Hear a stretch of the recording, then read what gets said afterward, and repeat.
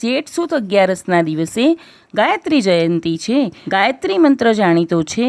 આ ગાયત્રી મંત્રના અધિષ્ઠાત્રી દેવી એટલે સૂર્ય પત્ની સાવિત્રી કે ગાયત્રી। ગાયત્રી જયંતીએ ગાયત્રીની ઉપાસના અને પૂજાપાઠ વગેરે કરાય છે। ગાયત્રી મંત્રના પાઠથી આધ્યાત્મિક અને ભૌતિક સિદ્ધિઓ પ્રાપ્ત થાય છે। ત્રિસંધ્યાની સાથે ગાયત્રીના મુખ્ય 3 સ્વરૂપોની ઉપાસના કરાય છે।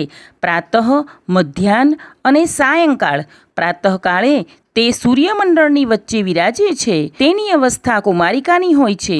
મધ્યાહ્ન કાળે તેની અવસ્થા યુવતીની હોય છે। તે ગરુડ ઉપર સવારી કરે છે। સાયંકાળે તે વૃદ્ધાવસ્થામાં હોય છે।